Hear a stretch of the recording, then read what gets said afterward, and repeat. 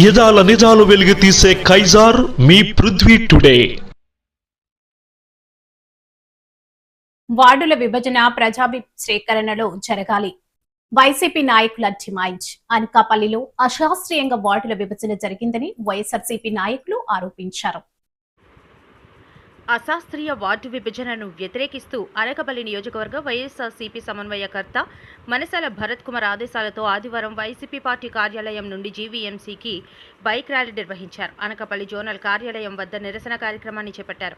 ఈ సందర్భంగా పట్టణ అధ్యక్షులు మందపాటి జానకిరామరాజు, 80వ ward in-charge KM Naidu, 81 Boddeda Siva, 82వ వార్డు అల్లు త్రినాథ్, 83 జార్జుల రమేష్, 84 కోరకొండ రాఘవ, ఉగ్గిన అప్పారావులు మాట్లాడుతూ వార్డుల విభజన అశాస్త్రీయంగా జరిగిందని, ప్రజల అభిప్రాయాలను సేకరించకుండా తూతూ మంత్రంగా వార్డులు విభజన చేశారని వైఎస్ఆర్సీపీ నాయకులు ఆరోపించారు. 5 వార్డులు 6 వార్డులు చేసే ప్రక్రియలో అనకాపల్లిలో వార్డు విభజన తలా ఒక దగ్గర, మొండెం ఒక దగ్గర అన్నట్లుగా సాగిందని నాయకులు ఆరోపించారు. శాస్త్రీయంగా రౌండ్ ద క్లాక్గా ప్రజాభిప్రాయం మేరకు ఈ వార్డు విభజన జరగాలని వైఎస్ఆర్సీపీ నాయకులు డిమాండ్ చేశారు.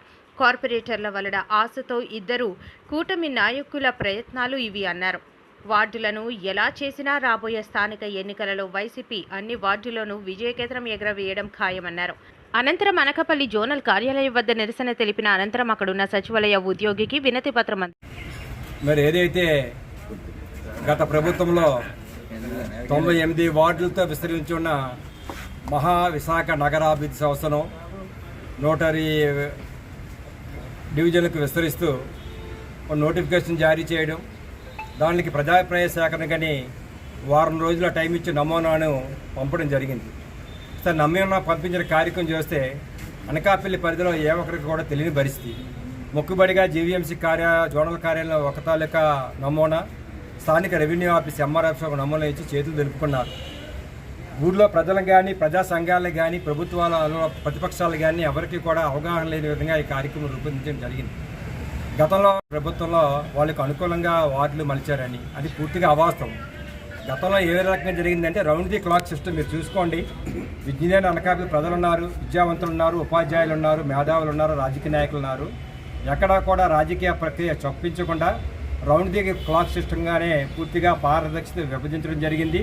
దానిలో భాగంగానే 5 సచివాలయాలు కూడా చక్కగా సచివాలయాలు వాలంటీర్ వ్యవస్థ తీసుకొచ్చి పార్కులు కానివ్వండి, ఆ వార్డు కార్పొరేటర్ల తాలూకా పనితనం వల్ల రోడ్లు కానీ, డ్రైన్లు కానీ, సామాజిక భవనాలు కానీ, రైతు భరోసా కేంద్రాలను, ప్రాథమిక ఆసుపత్రులు కూడా ఏర్పాటు చేసుకున్నాం.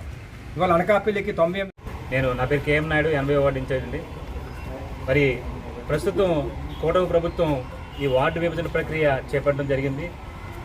వీళ్ళు అత్యంత దారుణంగా ఎటువంటి ప్రజాభిప్రాయ సేకరణ లేకుండా ఒంటెత్తు పోకడ చేస్తున్నట్టుగా వాళ్ళకి అనుకూలంగా ఉన్న ప్రాంతాన్ని తీసుకుని ఒక వార్డు కింద, వాళ్ళకి అనుకూలంగా లేని వార్డుని తీసుకుని ఇంకొక వార్డు కింద, ఇలాగా మొత్తం మిక్స్ చేసి వాళ్ళకి అనుకూలంగా ఈ ప్రాంతాలన్నీ వార్డులు అన్నీ విభజించుకోవడం జరిగింది. ఇది చాలా దుర్మార్గం అండి. కనీసం ప్రజాభిప్రాయ సేకరణ అంటూ ఏది సిపి హయాంలో జీఎంసీ మొదలు పెట్టడం, మరి ఆ రోజు వార్డులు పెట్టడం, వార్డులో దానికి అనుకూలంగా ఇందాక జానీగా చెప్పినట్టుగా ట్రయాంగిల్ సిరీస్లో ఒక రౌండ్ ది క్లాక్ సిస్టంలో వార్డును పెట్టడం, దానికి సచివాలయాలని మనం ఏర్పాటు చేయడం, మరి దానికి అనుగుణంగానే పిఎస్సీలు, ప్రైమరీ హెల్త్ సెంటర్స్ కూడా ఆ వార్డులో పెట్టడం జరిగింది. మరి వీళ్ళు దానికి వ్యతిరేకంగా ఈరోజు పెట్టడం జరిగింది. ఈ పిఎస్సీలు కానీ, ఈ సచివాలయాలు కానీ వీటిని ఏమైనా పరిగణలో తీసుకోకుండా వీళ్ళకి ఇష్టానుసారంగా చేయడం జరిగింది. ఇది మాత్రం చాలా దుర్మార్గం.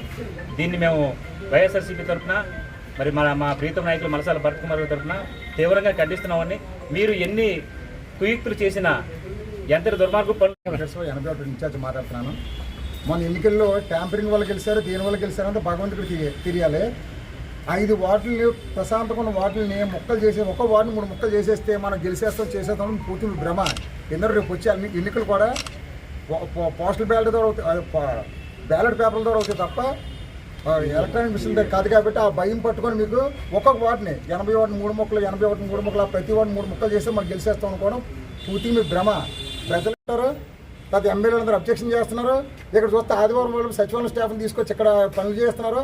అంటే సచివాలయం స్టాఫ్ కూడా జగనన్న తాలూకు మానస పుత్రికలు మీరు భావించాలి. వాళ్ళు కూడా వేధింపులు గురి చేస్తున్నారు. ఆదివారం వాళ్ళ ఆఫీసుల్లోని వీళ్ళకి కార్యక్రమం చెప్పినట్టు అర్థం అనుకున్నారు. అంటే మేము రావని ప్రతిపక్షం కూడా రాదని ఒక దుర్మార్గమైన ఆలోచనలతో మీరు చేస్తున్న విషయాన్ని మేము తీవ్రంగా ప్రతిఘటిస్తూ రానున్న రోజుల్లో ఇట్టి పరిస్థితుల్లో ఇన్ని రకాలుగా మీరు విభజించిన కూడా 6 వార్డులు కూడా వైఎస్ఆర్సీపీ గెలుస్తుందని ఆశిస్తూ సెలవు తీసుకున్నాం. పెట్టారు. ఓ పక్కనేమో టీడీపీ జిల్లా అధ్యక్షుడు అంటాడు 150 వార్డులు చేస్తామని ఆయన అంటాడు. అంటే వీళ్ళకే కోఆర్డినేషన్ లేదు. అధికారులు ఏమో 120కి చేసుకొని వెళ్ళిపోతుంటే పార్టీ నాయకులు ఏమో 150కి చేసుకొని వెళ్తామని చెప్తున్నారు.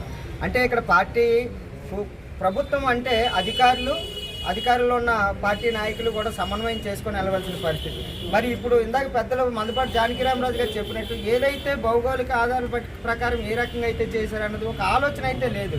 వాటిని రౌండ్ ద క్లాక్ వైజ్ చేసుకొచ్చారా, లేదంటే అక్కడ ఉన్న ప్రజల తాలూకా విధి విధానాలను బట్టి వాటిని ఏ రకంగా విభజించారో కూడా తెలియలేదు. లాస్ట్ టైం గుడివాడ అమర్నాథ్ గారు లాస్ట్ టైం చేసినప్పుడు అయితే ఆయన అధికారులకి పూర్తి స్వేచ్ఛ ఇచ్చారు.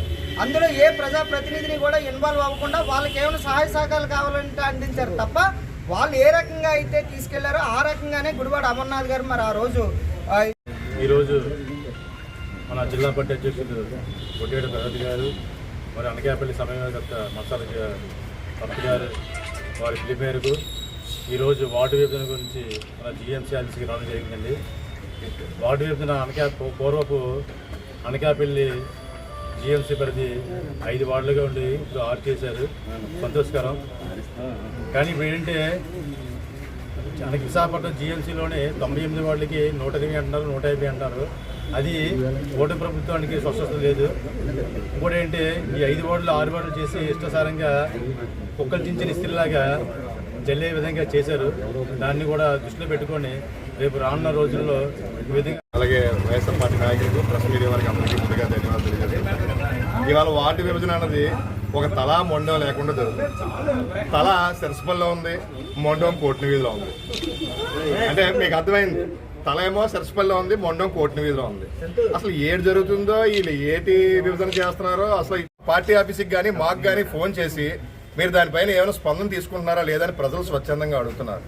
ఎందుకంటే ఒకసారి ఆలోచించండి, మనం ఎక్కడున్నాము, మన వార్డు ఎక్కడ, మన వార్డు తిరగడానికి మన నాయకుడు ఎక్కడ ఉన్నాడు, మన ప్రజల సమస్యలు తెలుసుకోవడానికి ఇక్కడ ఒక వార్డు ఉంటుంది, సరస్పల్లిలో ఒక వార్డు ఉంటుంది, రాజపాలెంలో ఒక వార్డు ఉంటుంది. ఈ వార్డులన్నింటినీ రౌండ్ ద క్లాక్ టైప్లో తీసుకోకుండా కేవలం 5 వార్డుల ఇన్ఛార్జీల మీద కక్ష సాధింపు విధంగా తీసుకున్నట్టుగా ఉంది. సచివాలయం అధికారులు కానీ ప్రెస్ మీడియా కానీ అందరూ కూడా ఒకటే అడుగుతున్నారు, మీరు తప్పకుండా దీనిపై స్పందించాల్సిన అవసరం ఉంది. ఇవాళ ఆదివారం 11 గంటలతో లాస్ట్ డేట్.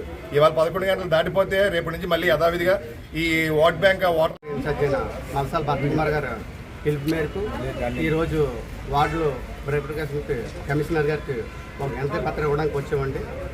అందరికీ కూడా జిఎంసీలోని 98 వార్డులు ఉంటే ఈరోజు గందరగోళంగా 120 వార్డులు చెప్పారు. మళ్ళీ అలా టీడీపీ అధ్యక్షులు 150 వార్డులు అన్నారు. ఇది అందరూ ప్రజల్లో గందరగోళంగా ఉన్నది, ఎవరికి ఏం అర్థం అవ్వట్లేదు. ప్రజలందరూ కూడా అందరూ అడుగుతున్నారు, అసలు 120 వార్డుల 98 వార్డుల ఈ విధంగా గందరగోళం చేయడం కరెక్ట్ కాదు. ఏదైనా సరే కరెక్ట్గా ప్రజలకు అనుకూలంగా అని చేసి వస్తే మంచిదని నా అభిప్రాయం. మాకు ఇంత అవకాశం ఇచ్చిన వైఎస్ఆర్ కాంగ్రెస్ పార్టీకి